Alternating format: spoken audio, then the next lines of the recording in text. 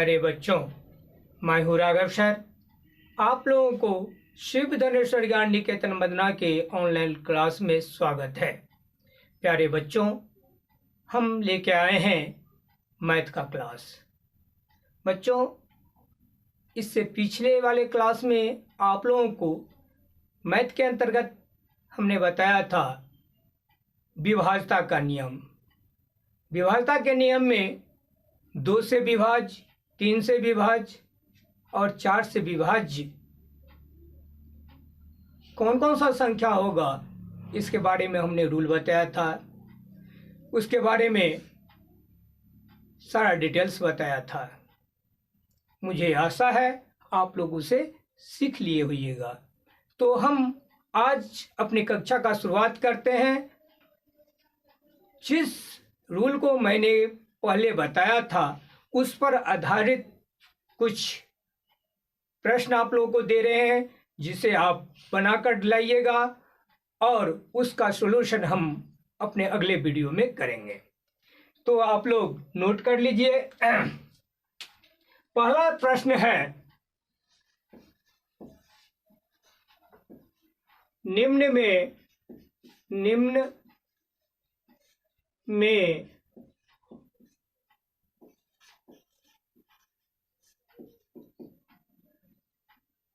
कौन कौन सा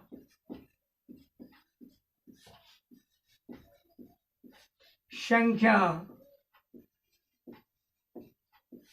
2 से विभाज्य होगा?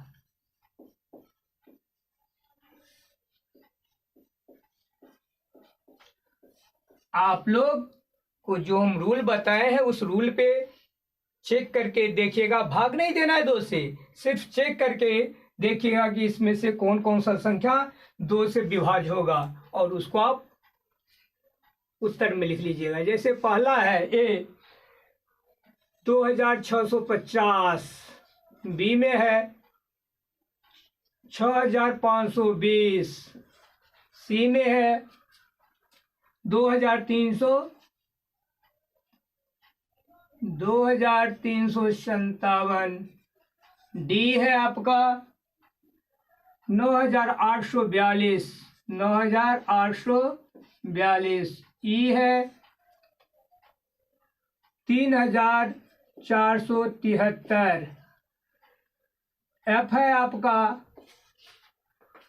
7664, जी है 7233, एच 5981, आई 3940,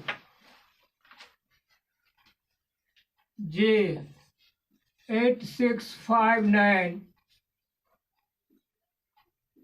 के 32954। अब अगला प्रश्न है प्रश्न संख्या 2 में है, निम्न लिखित में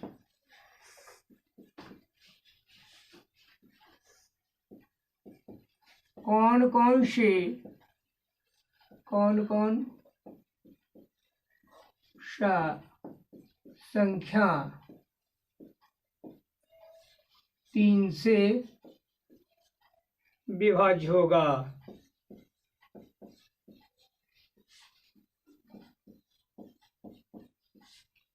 पहला है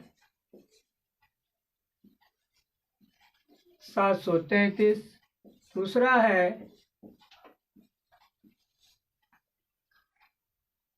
10,038, सी है 30,701, डी है 83,218, ई है 70,335, एफ है 54,321,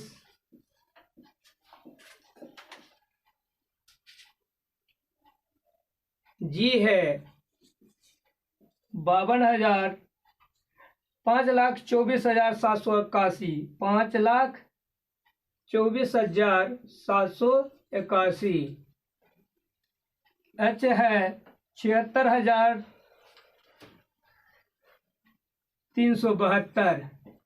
76,372।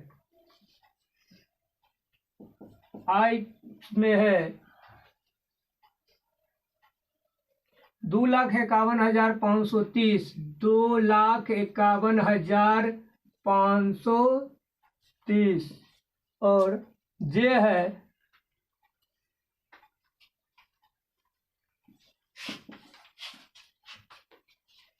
89,765। इसमें आपको देखना है कि कौन कौन सा संख्या जो है 3 से विभाज्य है। जो 3 से विभाज्य होगा उसको आप आंसर शीट में लिखेंगे, जो नहीं होगा उसको छोड़ देंगे। और अगला है प्रश्न संख्या 4 में है कि निम्न लिखित में कौन कौन सी संख्या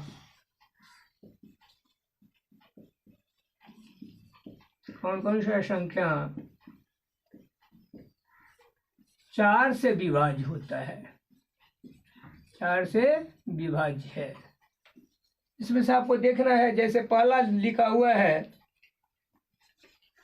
2,724, दूसरा है बी में 4,700, सी है 5,000, डी है 4,270, ई है 45,660, एफ है 74,024, जी है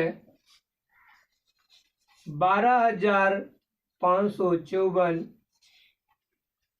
एच है 2,97,344,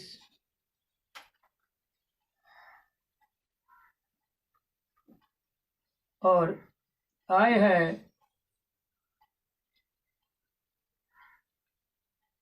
7,01,00,000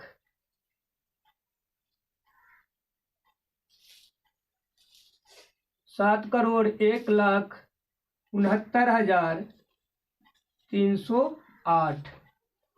और अगला है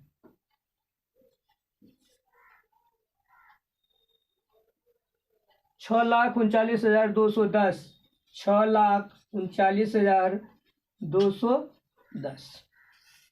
तो बच्चों, आप पहला प्रश्न देख लीजिए। इसमें लिखा हुआ है कि कौन कौन सा संख्या 2 से विभाज्य होता है। जो जो 2 से विभाज्य होगा उसको आप उत्तर शीट में लिखेंगे। फिर है दूसरा में, इसमें जो लिखा हुआ है ए से जेड तक जो प्रश्न दिया गया है, उसमें से आपको देखना है कि कौन कौन सा संख्या 3 से विभाज्य है। जो जो संख्या 3 से विभाज्य होगा उसको आप उत्तर शीट पर लिखेंगे। और आपका यह तीसरा प्रश्न है, इसमें बताया जा रहा है कि जो जो संख्या 4 से विभाज्य है उसको आप आंसर शीट पे लिखोगे।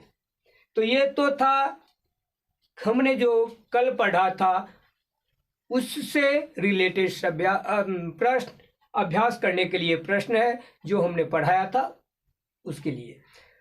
अब इन प्रश्नों का उत्तर हम अगले वीडियो में डिटेल्स से देंगे। उसका सलूशन हम अगले वीडियो में अपलोड करेंगे।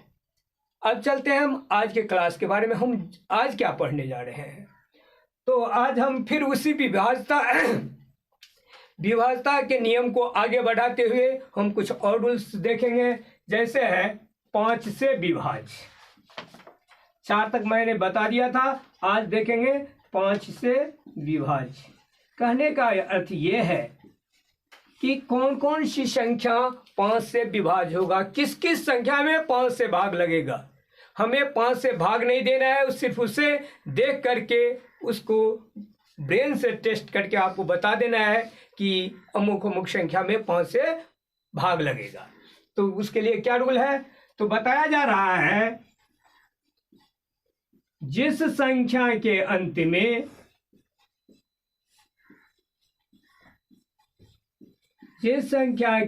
में 0 या 5 हो, 0 या 5 हो, वह संख्या 5 से विभाज्य होता है।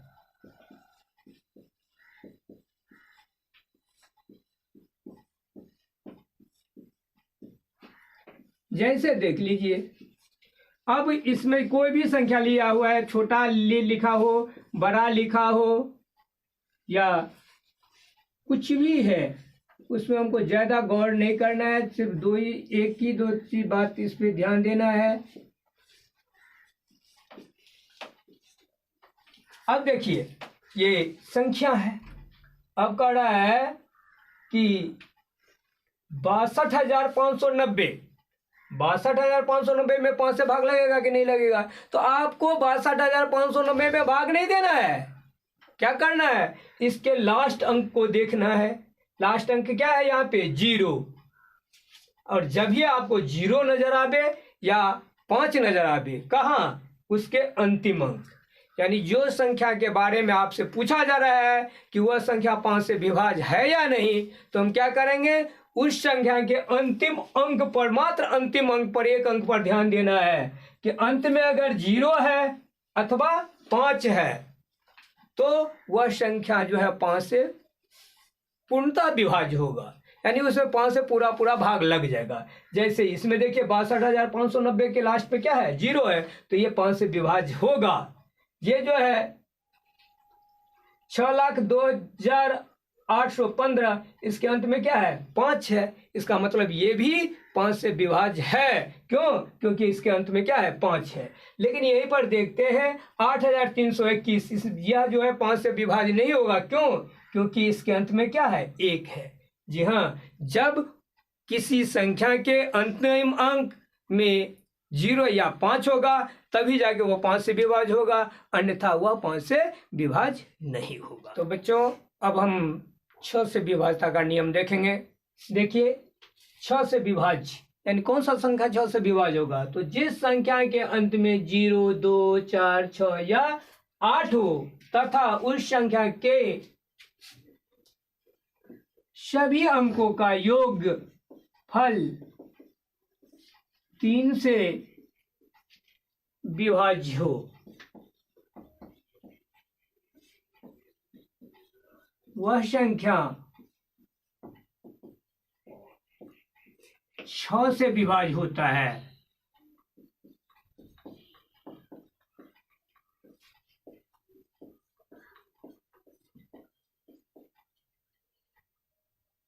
जैसे देखिए कोई भी संख्या आप ले सकते हो इस तरह से, इसके अंत में क्या है, 6 है, यानी 2, 4, 0, 2, 4, 6, 8 में से एक है क्या, 6, तो 6 है, तो इसका मतलब क्या, ये 6 से विभाज्य होगा।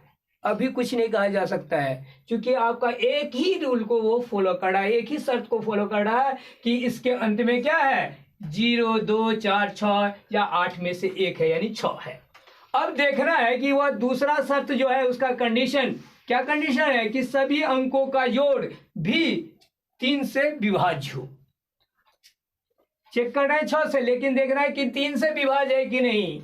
इसके लिए क्या करेंगे, इसको जोड़िएगा, 3 जोड़ 6 जोड़ 5 जोड़ 6, यानी 6 3 9 5 14 6 20। यहाँ पर इस सब का जोड़ कितना आ रहा है, 20 आ रहा है। इसका मतलब हुआ कि 3,656 में 6 से भाग नहीं लगेगा। इसके लिए ये, लेकिन यही रहता 4,656, तो इसके लास्ट में क्या है, 6 है, तो इसमें एक शर्त को वो पूरा कर रहा है कि इसमें से एक अंक है यहाँ पर 6 लास्ट में, इसको जोड़िए, 6 4 10 5 15 6 21, इसका जोड़ कितना आ रहा है? 21 आ रहा है। इसका मतलब है कि 4656 में 6 से भी भाग लग जाएगा। देखिए इसमें होता है क्या, ये जो 6 से विभाज्य है इसके लिए जरूरी है आप इतना नहीं याद करते हो कि जिस संख्या के अंत में 0 2 4 6 या 8 हो तथा उस संख्या के सभी अंकों का योगफल 3 से विभाज्य हो तो वह संख्या 6 से विभाज्य होगा। अगर इतना नहीं याद रखना चाहते तो बस एक शब्द याद रखे ना। क्या याद रखना है कि जो संख्या 2 और 3 से अलग अलग विभाज्य हो, अलग अलग विभाज्य हो,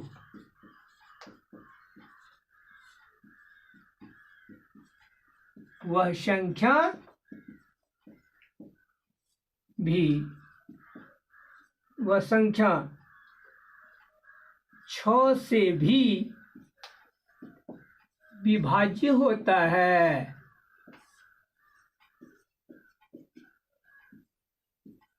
तो प्यारे बच्चों, अगर आपको यह देखना है कि कोई भी संख्या 6 से विभाज्य है कि नहीं है, उसके लिए आप क्या करोगे?